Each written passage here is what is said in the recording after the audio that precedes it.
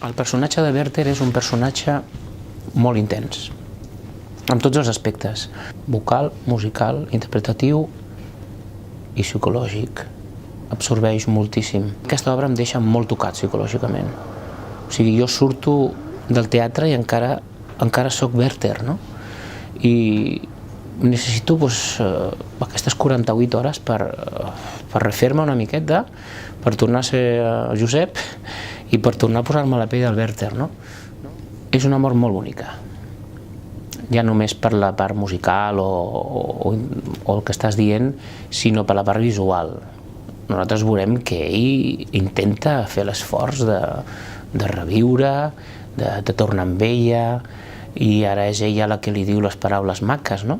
Que ell durant molt temps li ha dit, no?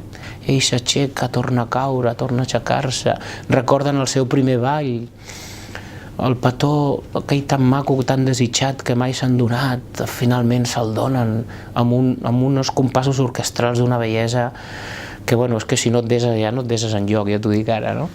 O sigui, és una mort molt maca, molt maca. L'òpera és l'espectacle més complet que existeix, això està claríssim. Jo crec que val la pena que tots ens apropem. L'òpera s'ha d'anar al teatre a veure-la, s'ha de viure en 3 dimensions, has d'escoltar el so d'aquell moment, has de sentir les emocions com t'arriben. Però especialment aquesta òpera de Werther és una relació que ens podíem trobar ara mateix també. Una història d'amor, una història molt difícil de portar endavant. No sóc tan partidari d'escoltar una versió o escoltar una altra, sinó saber què vas a veure, quina història et volen explicar, i després deixar-te portar per primera vegada pel que pots sentir escoltant aquella música o fins i tot aquelles paraules a través de la música, no?